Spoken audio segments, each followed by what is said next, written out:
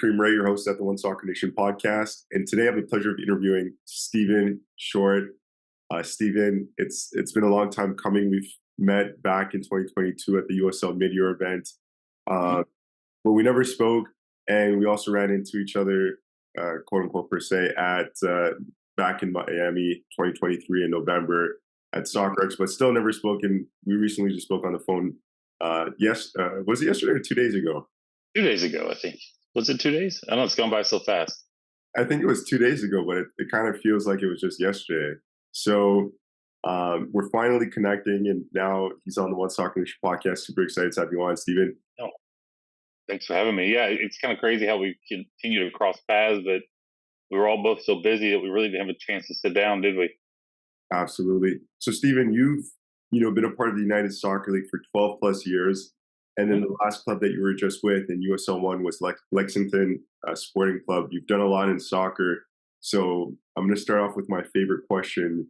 How'd you get involved in the beautiful game? Oh, wow. It's a long path, but thanks for having me first and foremost. Actually, I'd wanted to get into the game ever since '94. Believe it or not, I grew up playing the game, went to Holland, Morocco, and Orlando at the World Cup. And like, man, this could be kind of cool as a career. So through high school and college, played Division II, soccer as a goalkeeper. That was a short stint, and found my way in the front office of the school. So I've always been in athletics and sports industry. And then by chance, when I lived in Tampa working for another company, had a friend that worked at USL and helped make some introductions for me. And I started there in 2010. And then I left there, was it 2022, fall of 22. So almost a 13-year tenure there. Everything from some days I even served as our graphic artist, but I wasn't good at that. But mostly on our development side, so growing the leagues, finding new ownership, new cities, and building some stadiums. Amazing. I mean, though you worked at different capacities within USL, was it something that you learned on the go, or were you already trained, ready to go, and then you popped into USL and then you were just working it? No, I had a lot of, prior to USL, I had some really tremendous opportunities. I worked at the University of Tennessee athletic department and the marketing department through undergrad and through grad school. After that, went to Disney Sports and the event management world. So worked with the Disney Marathon. A lot of the road races then, which are, it's amazing to see what those have all turned it into, which is unbelievable. But was exposed to things like the World Baseball Classic, the Disney Soccer Showcase, in AAU through that route. After there, spent some time at EA Sports, kind of every gamer's dream to work at a gaming company. Was there on a marketing contract for, believe it or not, Madden '07, and a couple other titles that were going on while I was there. And then after that, it's complete fluke. I ended up at USL, but it truly is about the people you know. And that's who helped introduce me to the organization, and it all worked out. And it's nearly 2 decades later, and I'm still in the game. Amazing. I'm going to make a quick comment on EA. I've spent a lot of time playing FIFA back in my younger days, so that was always good times. Focusing in on USL, you mentioned finding ownership groups, working. I think that you started not started. You were part of the beginning of USL 1 expansion from the beginning. Is that correct? USL League One, yes, in its current iteration. So it was, I think, around the fall of 2017 when the USL was pushing at that time USL Pro, then USL pushed it up to the second division. We had a plan in place to move back into the third division space within the U.S. soccer landscape. So I worked with a couple individuals that ultimately drove that launch, everything from market development into getting the league into its first year and a half of operation, sanctioning under U.S. soccer. So that was kind of the pinnacle, I would say, of project as a kid that I've always wanted to do, is start a league of my own, even though I didn't own it, but it's something you own the process. And it was exciting to do that because not a lot of people can say they've had that chance to do a U.S. soccer sanctioned pro league in this country. So We had a great infrastructure at USL, a lot of great resources, especially other teams and owners to talk to about if we could do it differently, how would we do it? We were also able to bring a lot of people along for that ride. We were very transparent on social media about where we were going, who we were talking to, what we were seeing in the cities, and what made them exciting, what can make them great soccer cities. So I think that made it a little bit more special because finally people were wondering where we were going the next time, and that was, geez, 2017, 2018, and then we started playing in 19. So it was a whirlwind of a 24 to 36 months. Got it. So 2 years. So you said 2017 to 2019. So 2 years Mhm. there. And then 2017. How far back is that? We're talking about 7 years back now from today's date. Um, Yeah, yeah, it's hard to believe. how many teams did you guys start off with? We launched with 10, was the number. The federation had a minimum of 8. Um, depending on what day of the week, it was 8 to 10 to 16 teams. I mean, there were a lot of very interesting groups there at the beginning that stayed around for a little bit, but when it came time for us to put the foot down and go, we launched with that initial set. It was an exciting time. I mean, we had a lot of infrastructure from USL that we built on. A lot of great infrastructure where we understood how we wanted departments to operate. We had a lot of historical data from other clubs to kind of hone in and set some expectations. But um, it was really great to see new cities that were really jumping to lead the grassroots campaigns of pro soccer in the country.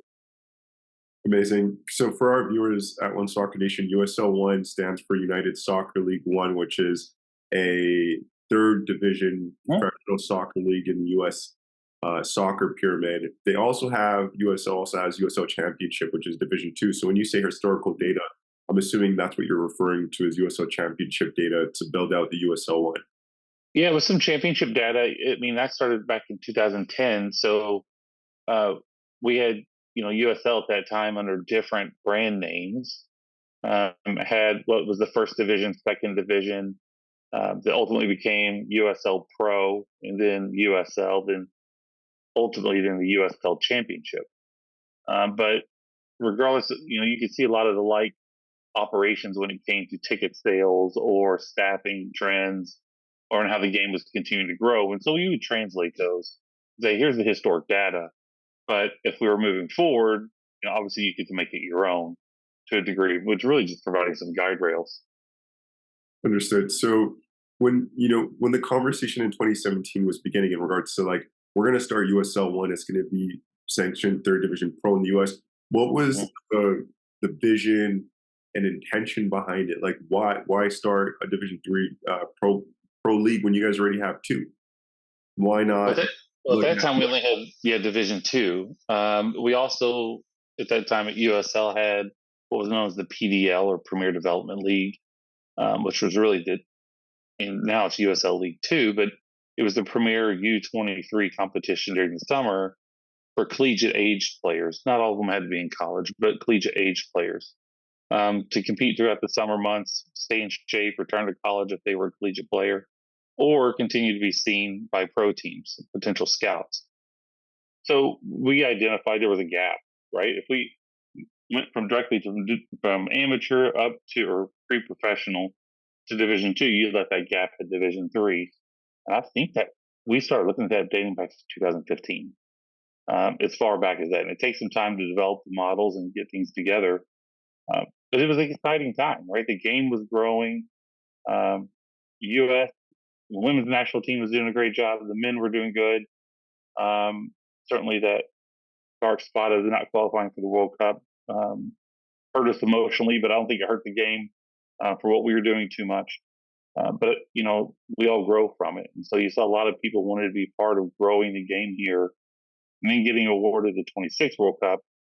I mean, any conversation you're in, if the 26th World Cup isn't mentioned, it doesn't feel like it's a soccer conversation anymore. So it's everything's driving to this big pinnacle moment in our future, and we're excited for it. amazing? Stephen, could you share like can you just dive a little bit deeper into sharing? I personally want to know too, but I think it'd be cool for the viewers. Like just Sure. share a little bit more about like your experience from 2017 to beyond in regards to building out the league? Like, what does that look like? Speaking to, ownership Hmm. groups, we're talking about sophisticated individuals, um, investing into the league, building out their own club, like working with these different individuals, and like obviously Sure. you're traveling all over the U.S. So yeah, a little bit more insight would be cool to hear. Yeah, I lived in hotels for a lot during that. And actually, I think we had fun with it where Aaron Cranford, who was on our media team at that time, he ran his own personal blog or travel blog at one point. So it's a really cool travel video, like the old Indiana Jones style travel. Show that red line going somewhere. But um, really, when we started looking at that project, there were pro league standards that are set out for Division Two and Division Three, and those cover everything from population size, stadium size, uh, time zones at the Division Two level of how many teams have to be in certain time zones. So we get pro league standards. You start diving into those and saying, okay, what are the boxes we have to check if we want to do this? Then we set out, started looking at what markets are of interest for us. We looked at everything from what's already in those markets. They have NBA, NFL, NHL, um, MLS already, certainly. We already have the USL market. Does it have minor league baseball teams? If they have stadiums, what stadiums are? I mean, you're going down a long rabbit hole of what are these other factors, and can we find these silver bullets that would make these cities phenomenal? Population was a big part of it. You want to make sure the cities are large enough to sustain a team, not just but from a fanhood, but also the corporate entity side. We want to put teams in positions to be successful for long term. So as we looked at that, we started building a formula out. And I think at one point we visited over 30 or 40 markets in a pretty short time period. But we already started reaching out to people in those markets through their sports commissions or through the city, or people we knew, right? I mean, a lot of times it was a soccer network that would come there, or people that already had League Two teams. Um, Certainly, we were looking inward. At that time, there were some MLS teams that had second teams that really wanted to put into the league. We had League Two teams that wanted to make that move up. We saw that in South Florida Tormenta. We saw cities that have new teams like Greenville Triumph. And so we started looking at these markets of what are these opportunities that are out there. So we spent a lot of time on the road, a lot of time on the phone before we even got on the road, right? A lot of digital meetings as well, really preparing us to go out and meet with these individuals. What makes USL USL? Why Division Three? The hardest part was explaining the Division Two and Division Three levels of U.S. soccer because I think a lot of people were just unaware, and it's not a knock on them, right? I mean, so I worked in it. Great, now I know. Um, so if they were on the periphery, maybe it was an MLS market or the city near another USL team they understood. But some markets we were, basically coming in talking about U.S. soccer, how it's growing. I mean, how they can be part of that. Um, I think I spent more time, my cohort and I that travel with me, we spent a lot more time sometimes in breweries and baseball stadiums because we were going to look at venues that were already in place, but we were also going where our fan may be. And a lot of that was these microbreweries that are around town because that's where we'd find people wearing Premier League kits or La Liga kits or Brazil kit. You'd walk down the city and find someone wearing a kit. Like, all right, we want to go talk to that person. And we would sit down with them, sometimes and just if we didn't hear them too much, and say, we want to talk to you about soccer. Here's what we're trying to do. What are your thoughts? And really have an honest, open, candid conversations.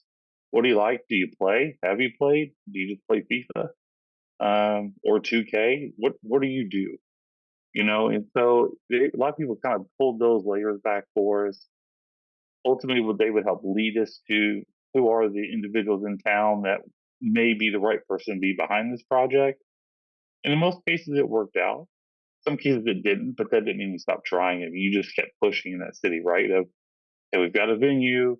Now we just need a potential investor. Um, and you meet so many interesting people. I mean, a lot of people don't like the sales jobs, but I didn't see the sales. Me, it was just like, we're going to go look at all these cool cities and how we can just make sure soccer has a home there. And it was exciting to see. I mean, I never thought that of all those, my alma mater is the University of Tennessee. And having worked in the athletic department there, I was like, how cool would this be, right? To put a team in Neyland Stadium. Mm. Now, if you know the history, the field at that time wasn't wide enough, but the soccer stadium was built for the women's team. It was gorgeous, and that's where one, played some games, and I think they're still there, but they're looking for their long-term home. It's a great venue, and so you start to identify, well, okay, well, if we can't build our own, or if we do decide that down that road, can we can we work with a university? Can we work with a local school that has a FIFA grade surface, like in Greenville, or if you're in Madison and Free Stevens Field is there, which the group that owns the team already operated the summer baseball team. They were experts at being sports executives and understanding how to operate teams. And there's like, these would be great groups to get behind this, if they're a right fit for us and we're a right fit for them. So you spend a lot of time in that, but man, your head would spin. He's like, okay, this is another great city, and if we get this city, means that we could create a pocket of 5 or 6 teams, which means less flights, more bus travel, which every team I think would enjoy. Um, or if we're over here, we can start breaking with one more team. We could have 5 pods, and then it goes to more of a bracket style playoff. So there's so many different scenarios that would evolve daily based on who's coming in or who's delaying till year two. And that was, like I was saying earlier, it could have been 8 teams, it could be 10, it could be 16 the next day. You get excited, next day you're down to 8, and it's this cycle just work through. So, but at the end of the day, we met it, we got sanctioning. It was thrilling. I mean, that was the day when we sent in the paperwork, to the federation, like, hey, we've done all of our work. There's nothing else we can do at this point other than continue to get ready for a season. We kind of like high fived each other, then went right back to it. There wasn't a lot of time to burn. So it was an exciting time, definitely a journey I'll never forget, working with, you know, groups of the league like Jake Edwards at the time, Dominic Miller Francesco, Garrison Mason, um, Josh Keller, who spent probably more time with me than he ever wanted to, but he was my cohort and travel buddy. So Aaron Cranford on the digital team. The group just did a phenomenal job. That's amazing. I got to meet Jake back in 2022 in Kentucky, and Justin. Mm-hmm. I think I'm going to say it right. Papadakis. Papadakis. Papadakis. I mean, Mm-hmm. I got to meet Justin and a few other people, Dan Hallman, Matt Retta. So it was such an amazing experience. One of the things I really love about USL, one, is that, and USL Championship as well, is that you guys are going into these communities and bringing soccer's that anchor and bringing these communities together. I love that. And Mm-hmm. you guys are not looking to compete with the Real Madrid, the Manchester United. No, that's not what it is. We want to be a home for a home. You'd say it better than me, but put a place of soccer to bring the community together, to be home to that community, and Right. a place where 5,000 plus people can come together and watch a game and spend some time, eat some food, get some drinks, and create some buzz in that city. So I love that. You also mentioned one of the boxes, one of the important boxes to check off is market size. I'm interested to get your thoughts on Naples. They just recently made an announcement Mm-hmm. in regards to launching a USL One team in Naples. I know I played down there with Naples United FC in the NPSL. Amazing, beautiful facility, but small market. Or am I wrong? Like I think I told you in our conversation the other day. Sometimes things on paper don't really translate to being in the market. There were times you'd be in cities and you'd feel this buzz. Portland, Maine was one of those. And Gabe Johnson up there, Hoffman Johnson up there, has done a great job. And that city's gorgeous. I can't wait for the first game. Um, but sometimes you get there and you know, Statesboro, Georgia had at that time had 40,000 people in it, and it was 35 minutes away from Savannah. But when you meet Darren Van Tassel and you see what he wants to do, starting in League Two, looking on the women's side, going up to the men's pro side, um, you're like, all right, if anybody can make it happen here, it's you. And it's a relationship, and he and Nitra Van Tassel have done a phenomenal job. The way that they're redesigning or building that stadium, it kind of redesigns the entertainment district in Statesboro, right, which is the home of Georgia Southern. And so I think when you look at it, it's okay. You understand what's the corporate base for the individuals that are behind it. The fans should be different in every market a little bit, right? So some cities have older fans, and some have the younger fan, and some have everything in between. But there's nothing wrong with it, right? So it makes up the fabric of those communities. And when you look at Naples, being a Floridian now, for a better part of my life, you think you have this. If you're outside Naples, you have an idea what Naples is because you hear, you talk, you've been there on vacation, or you know somebody knows somebody down there, right? Um, but that's okay because it's for Naples, right? It's not. We're not building Naples pro soccer for the people in Jacksonville. That doesn't make sense. So they'll spend a lot of time in Naples talking to the community. I guarantee. I see the stuff already posted now. They'll come up with their brand. They'll come up with um, how they want to engage and make it what the people want. And again, at the end of the day, we're stewards of the game. We're here to grow it. But really, at the end of the day, it belongs to the communities in which its clubs operate. So it sounds cliche, but it truly is, a mindset that you have to keep.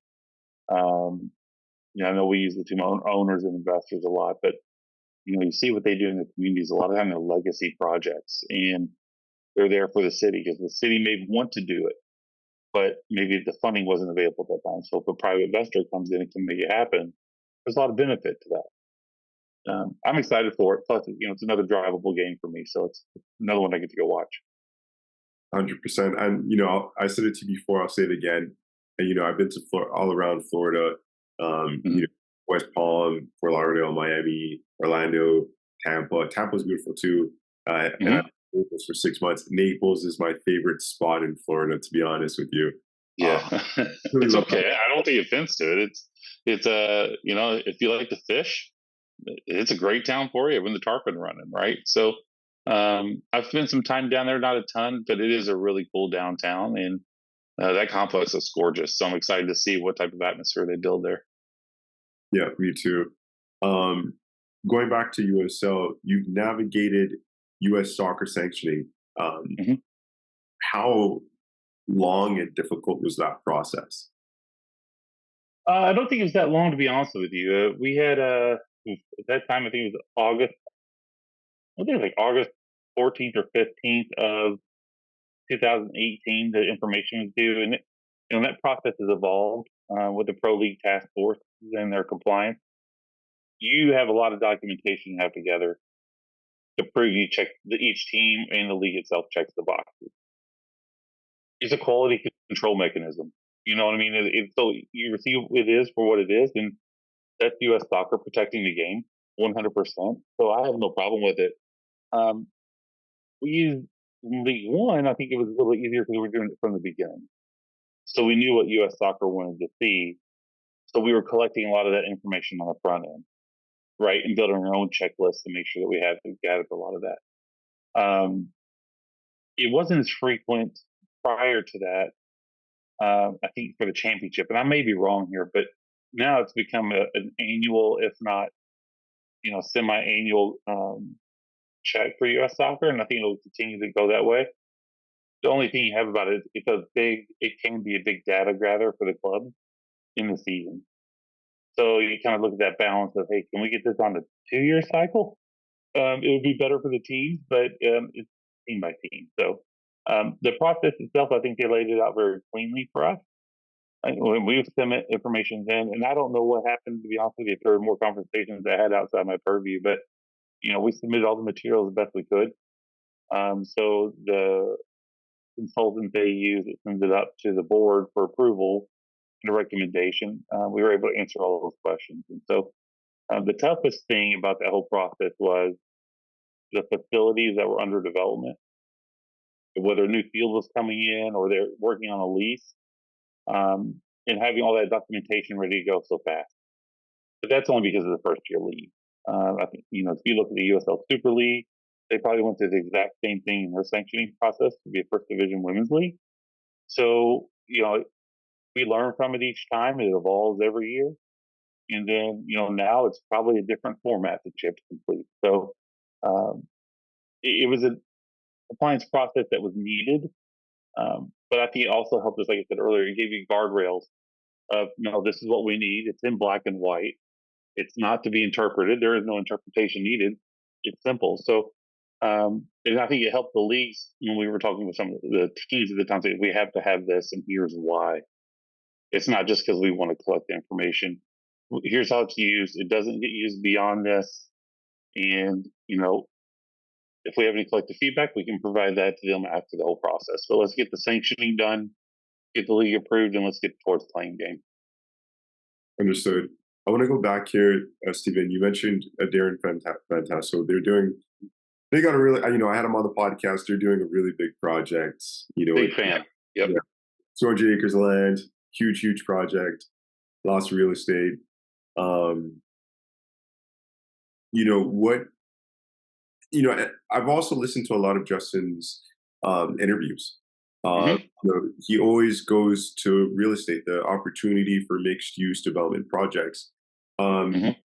is there still opportunity for that in the future expansions of other soccer teams in USL One? Yeah, I don't see why there wouldn't be. I mean, it's there are a lot of real estate developers that are getting into pro sports in general. I think that's just a natural transition. I think it'd be phenomenal at League One. Who wouldn't want to have an anchor facility? Look at what Rhode Island is doing. Who wouldn't want that in your town, right? A beautiful stadium with retail and housing. I mean, you could spend, instead of spending 2 hours at a stadium, you could spend all day in that area like Wrigleyville, right? And enjoy it. And it's, instead of it being just a 2 hour match, you get a full day experience for the family or your friends. So there's a family friendly area. You could, maybe rent a townhome for the weekend there or something and just turn into, your bachelor parties or whatever. But if it's there, 100%, it makes complete sense. Um, no, it just depends if you need it all there from day one, or can you build it in phases? And I think that's what you'll see more of, where people are going to build these initial stadium, and they may have parking garages or hotels in near proximity, and then build in the restaurateurs and the retail on the back end. But yeah, the plan in space world makes completely sense, where the exterior of the stadium was going to be lined with retail, right, and make it that full immersive experience, and that was exciting to see. Amazing. So Brent, one of the names I know, I think it's Brett Johnson, Hmm. Rhode Island. Huge project, as you mentioned. Could you just mention like everything that they're working on, from like stadium to stadium size to the? You mentioned a bit of it, but like, can you mention all the real estate? What's the timeline for that project? And I think the number is mentioned in the millions. It's already been published, but if you could mention that as well, that'd be Yeah, it's published, and what I can share. I mean, it's not. Um, I think if you look at any team prior to COVID, their plans have changed post COVID, and not in a negative way. And that was purely supply chain and cost of materials. So stadiums that were once 20, 25 million, maybe, immediately were 45, 50 million. And if you're an investor or an owner or part of a team ownership, and now you are set, but then now you have to go back and do more fundraising or find a capital stack somewhere. But it changed the game. So you alter plans, right? And maybe you wanted a 10,000 seat stadium at first, and this is all hypothetical, but you had to back it down to 5,000 to get that built, and then you would phase to 7,500 or 10,000 when those times are right. Or maybe it's not the best world class lighting from day one, but it meets federation standards. Or maybe you couldn't install your 360-degree LED board. You had to go with one side or something like that. So you value engineer it, but we're seeing that with modular stadiums now, which are kind of intriguing, where you can say, "Yep, this whole side. If we want to change that out, we could pull that whole sideline out and change it from bleachered seats to suites." Or maybe we want to move these on top of the end, like the Tower Bridge Battalion, how it grew from year one to year two in Sacramento, to add more fan seating, standing room, supporter group seating, rather than just family zones. So every stadium will have a different life. They are operate similarly but different enough to have their own nuances. But I think if you look at it, each one's a little different, right? If you look at San Jose's MLS Stadium, it's beautiful. The locker room, like in Louisville City, is the championship. When the players walk out, you have to stop the traffic flow in the concourse for the players to walk to the pitch. You know, different, but you get up close to the players, and I think that's what the fans love. There are some, like you go to Colorado, they enter from the north end line or behind the northern goal, or others with the midfield entrance. Little things like that, down to how the field's oriented. FIFA sets that as a standard, but you do what you can with the land to maximize it. So everyone's plan's a little bit different. Um, so I think that's the fun part. But I think if you look at a lot of those real estate developments, you'll see a lot of commonalities in what is surrounding the stadium. Right? How do you handle the volume? Where's the parking located? The ride share, and then what type of other entertainment options are in the near vicinity? Absolutely. Going back to Brett Johnson, he owns, a few. I don't know the structure, so let me not put nothing wrong out there. He's a part of Rhode Island, Phoenix Horizon, and then also FC Tucson. Am I right there? Or I don't think Tucson's around anymore. I would look up League One.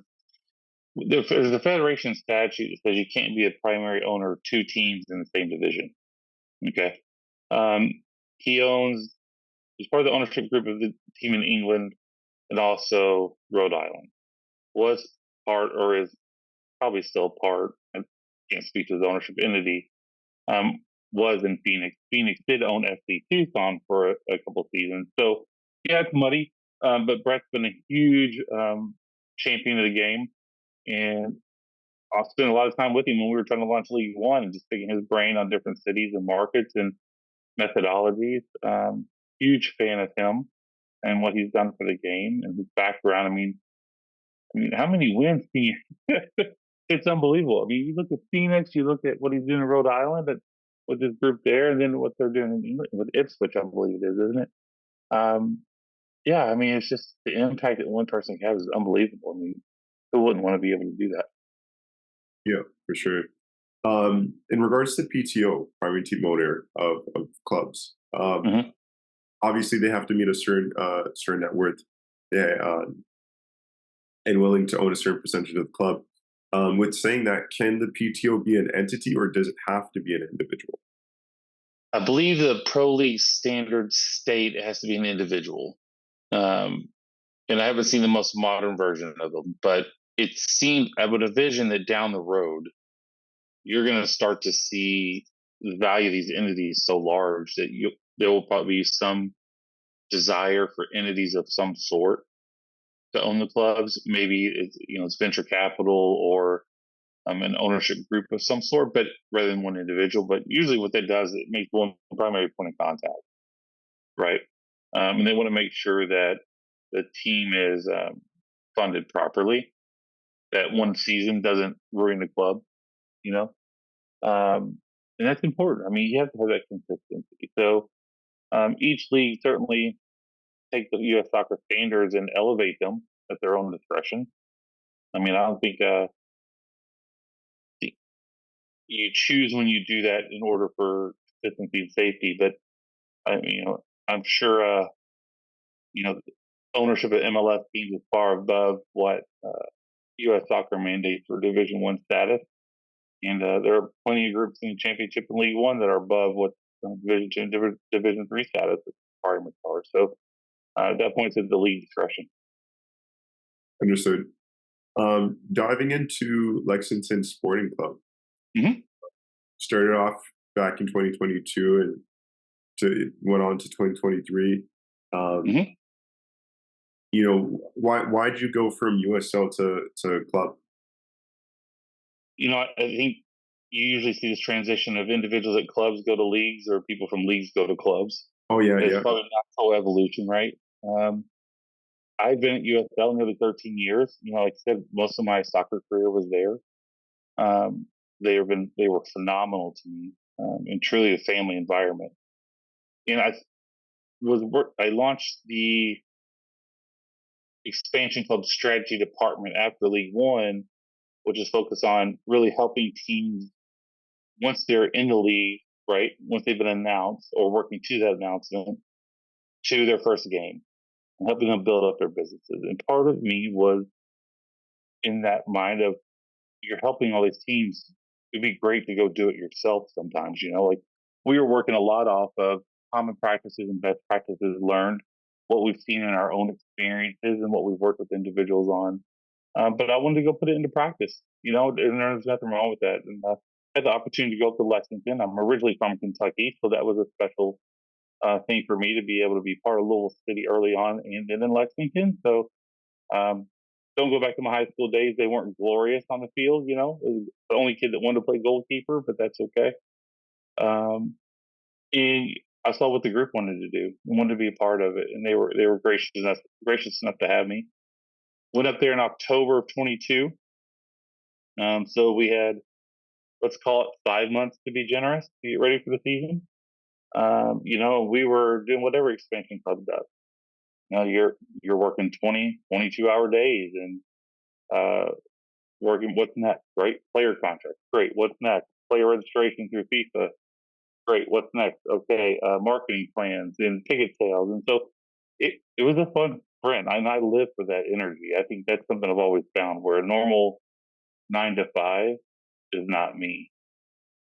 It's great at times, but being in college athletics, being in the event side, it's kind of like that second job, right? Your first job is the office, your second job is game day. And so that was fun to be a part of. And then after that, I was able to relocate back down to Tampa. So it was a fun venture to be on that side, having helped them come into the league, helping everything, was part of them from when my early on. Lexington was the first city we visited for League One as a potential expansion market. And from day one, we were big on it. This town has so much opportunity. They were excited about it. Beautiful soccer culture there. A lot of kids playing the game, top-notch men's and women's collegiate teams. And so it all just was falling into place. And to be a part of that was an honor. And so now it's what's up next. But yeah, we still track them. Still make sure they're doing good on the field. Happy to see some of the guys staying around for a year or two. And hope they continue to get more wins. Got it. So where to next, Stephen? You tell me. I think it's been nice after Lexington to be able to take a little bit of a breather. Being in the league for so long and immediately into the team side, that was about a year's worth of work in 6 months. So now, still looking at the club side, still looking at league side, trying to find that right opportunity for me and where I'm at in my career right now. I've become a little bit of a data guy. Like I love diving into the trends of sales and trends of, you look at any of the systems that teams use, you can find out when a shirt was sold and who it was sold to, but what time of day, how they bought it, where it's going to.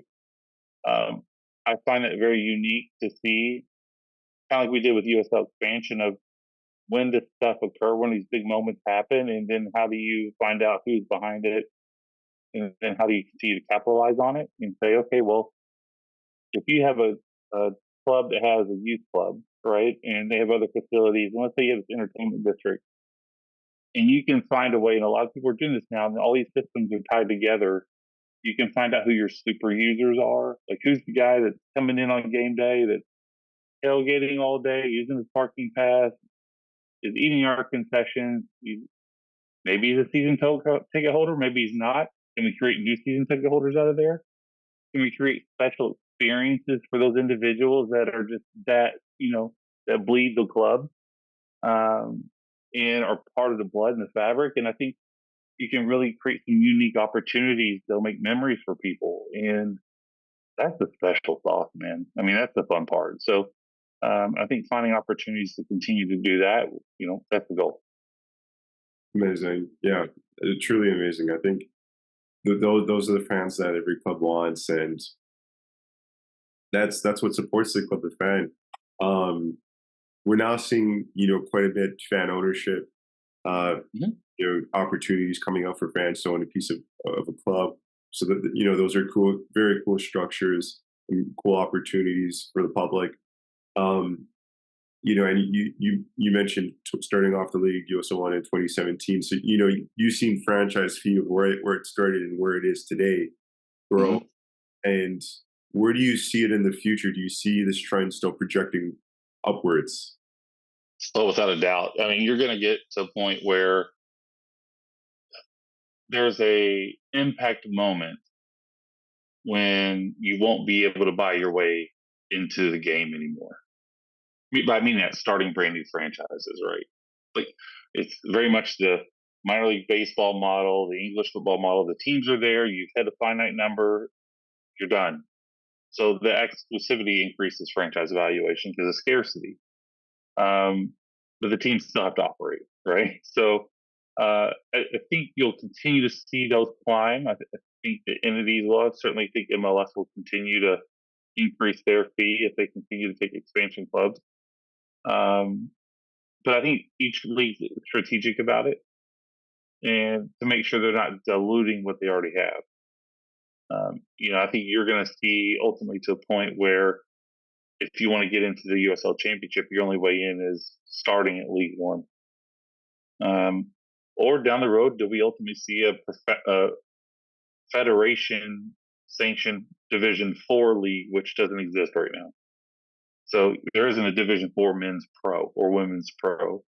And once you get below Division Three, it's all pre-professional and amateur. So it's interesting for me to see how that would work.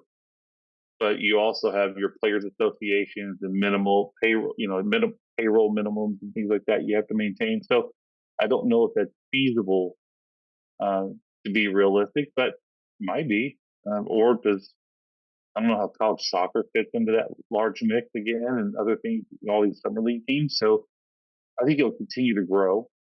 But I think if I'm a team owner or steward, I want to see that grow as well. Because again, there's a benefit to getting in early, right? Being that first mover, because you're going to continue to see your investment continue to grow. Yeah. Everyone, I I'm think, not an economist, I promise you. So someone can probably beat me up on that one, but I think I'd want to see that value continue to grow. absolutely. So, everyone wants to see, for the most part, everyone I've ever spoken to within the soccer space in the US, they want to see promotion and relegation. Hmm. The way leagues are structured are it's a closed shop. So, uh, Yeah, to a degree, it's still pretty open in theory. so Different discussion for another time, though. I mean, yeah, it's yeah. open, right? Like if it's open to the point if you can meet the criteria, you're in. No different than any other league that's out there. Just the investment's a little more. Understood. I'm just speaking out loud here. Do you ever see a period where like USL is packaging, the USL Championship and USL One and like selling it to MLS, and then that will enable MLS to be like, okay, we'll have full control over Ooh, it, and we'll that's a now great question. enable promotion and relegation. I'm just speaking out loud on the surface level, not fully. No, Uh, I mean I think USL's been pretty open. The podcast I listen to and that I've watched, and I think even articles, USL's been pretty open about it, evaluating pro rel for a number of years now. Um, I think they call them moments of matter or an importance, right? In games that who wouldn't want to see that here? I think you have to look at the mechanism on the back end. Everybody wants promotion, not everybody wants relegation. Um, what's behind that? How does that affect the franchise value? Uh, or is it something where it's a tiered system? Like if someone's an expansion club, but you're a championship for some reason, are you are you eligible for relegation year one? After there's a lot of moving parts, and so yeah, I certainly know fans want to see it after reading a lot of the message boards and stuff like that and having those discussions. I think it's just we're 100 years behind England, right? It wasn't set up that way, so you're now looking at how do you make it work, or how can you create competition that allows that. The Open Cup allows a lot of that. I know there's a lot of drama going on around the Open Cup right now, but the Open Cup's the chance for teams in any division to potentially make that run, right, and to be able to play against teams of higher division. You look at FC Cincinnati's historic run before they went to MLS, right, in front of sold out Nippert Stadium at the University of Cincinnati. It was an epic to watch. Um, I think that exists for a reason, and there's tradition there. But we might see competition continuing to evolve to where it maybe allows more interleague. Now, whether someone ever says, would USL ever be bought by MLS, I couldn't even begin to speculate on that. I think USL certainly has an advantage in the second and the third divisions to being able to be a little bit more nimble.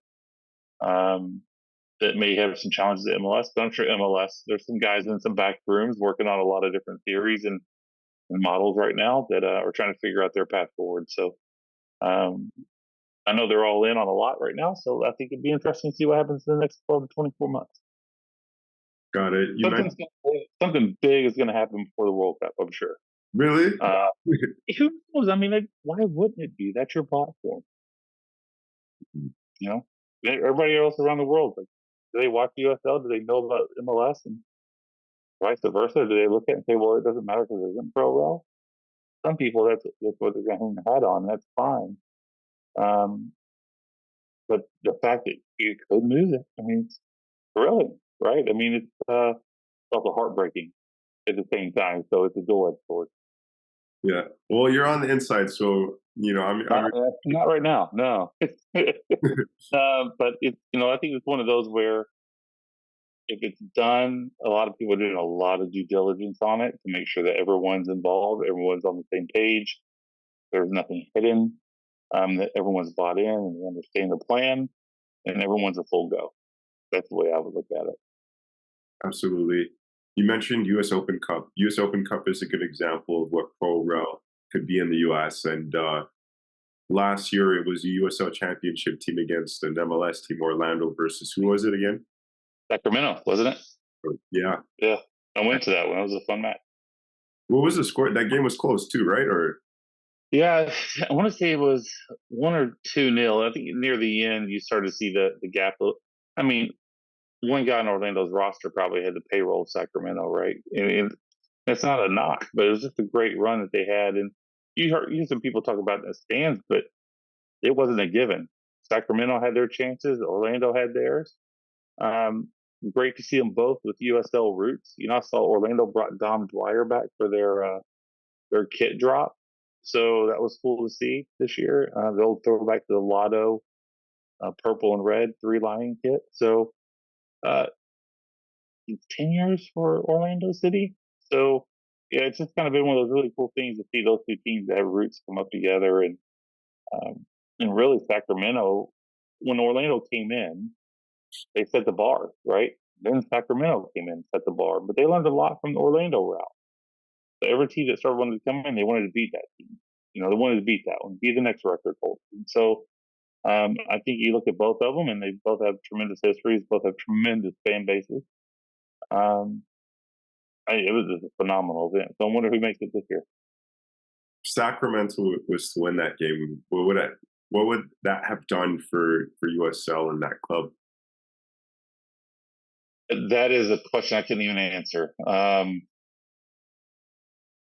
I think there were some teams that probably in early rounds, as a fan, this is not as soccer executive, as a fan, probably overlooked some of their competition. Like we even see that in the early rounds, right? If someone sees an amateur team or a pre-pro team come in, you get shocked at home. You never want that to happen.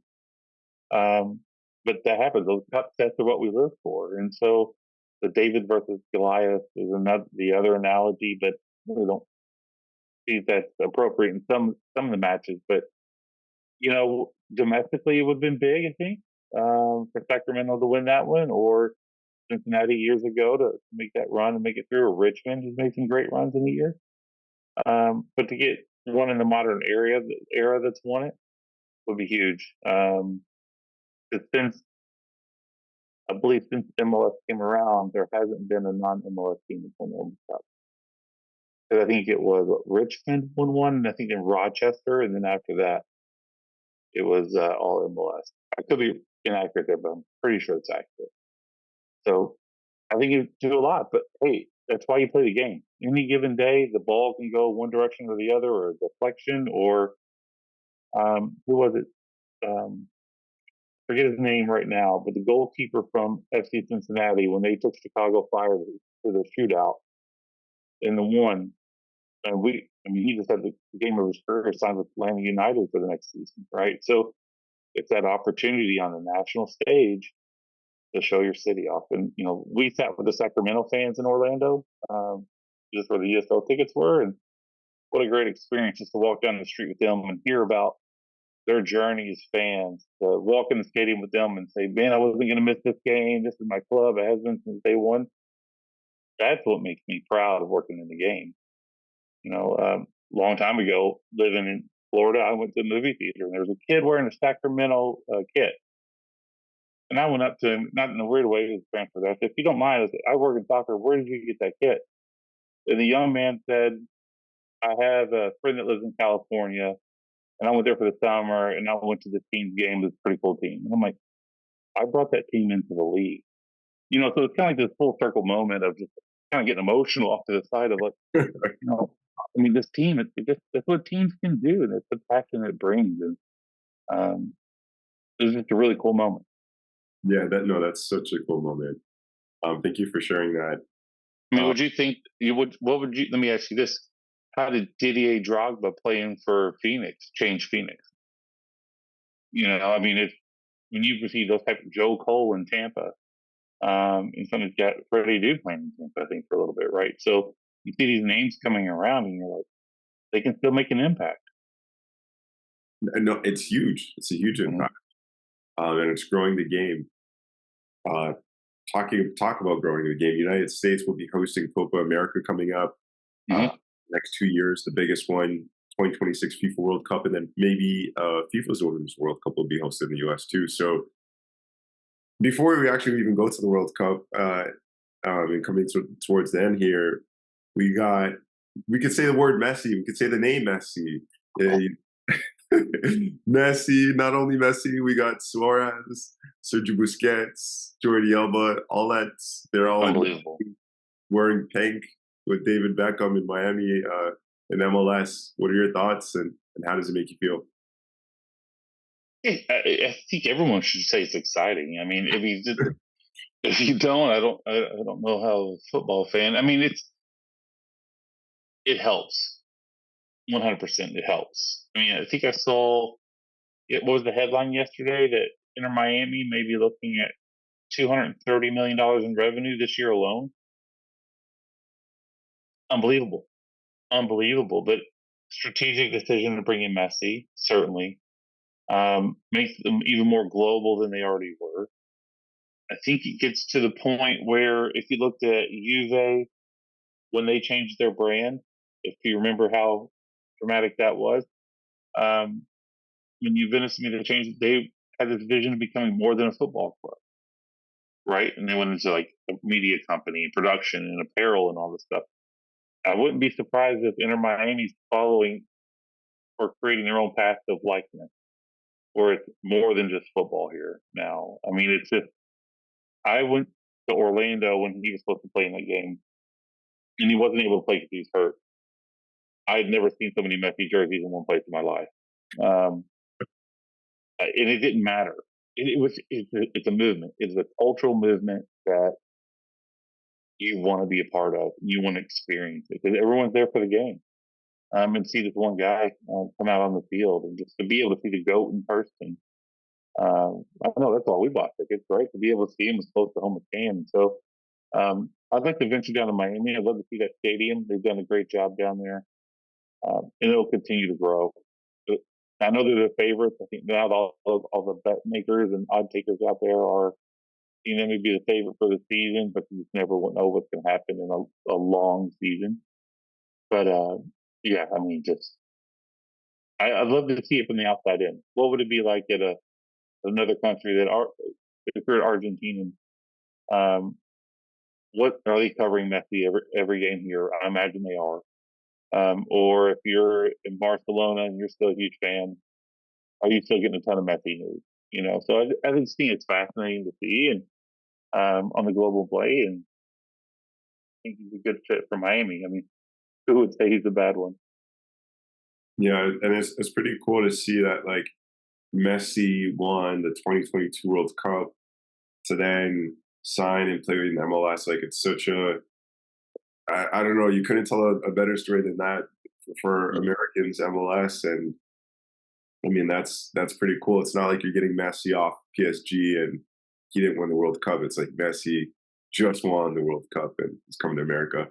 Um, Yeah, I mean, you look. I think we trace it back to the Beckham rule. Beckham going to LA, right? Thierry Henry at Red Bull for a while. Ibra. You know, oh, certainly. Oh, geez, sorry, I couldn't even forget.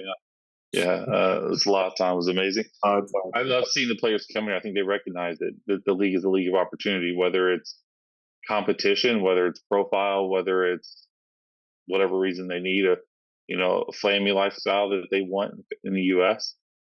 But that's cool to see to me. You get to see those big personalities, or and it's just different, right? So I love that we're developing our homegrowns, but it's kind of neat to see some people saying, "I want to go play in the United States, play in MLS, experience it, and then we should lean on them for the big differences, right? They may say our players need to go to Europe. They may say they need to go to South America or um, Asia to play. Our players need experience. If we're going to make a serious run at the World Cup, we need to be a serious run at it. So I think it's exciting to see. Um, I have no idea what this season holds. I just can't wait to watch it. Yeah.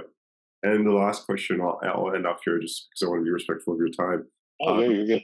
is the 2026 FIFA World Cup hosted by Canada, Mexico, and the United States. That's the first time something like that's being done, but huge Hmm. opportunity for the US and a lot of attention to eyeballs. Yeah, a lot. The joint bid. Exciting to see that. I think you're starting to see more of that at the FIFA level now when it comes to World Cups. Where countries going together to do joint bids. I like. I think I was always wondering if AT&T Stadium was going to get the final, and I know they didn't, but I was like, that seemed to me like a great place to have it. But I'll put up in the Northeast. That's fine. I think it's just a way to showcase all three countries. Canada's growing their game. Mexico's growing. Um, the U.S. certainly investing a lot of money into the game. So I look forward to it. I'm already trying to figure out how I can, see as many matches as possible between Miami, Atlanta, and Houston, and Dallas as well. I guess maybe in Kansas City. So we'll figure that out. But it might be one of those where we just go out west and watch the U.S. the whole time and see it root on the boys in the red, white, and blue. But yeah, that one's going to be epic. Yeah. It's going to set a blueprint for future World Cups, no doubt. Hey, Steven, if you could get some extra tickets for me, I'd love to tag along. I wish they were what we paid in '94 for those tickets on the street, but I don't think that's going to be the case.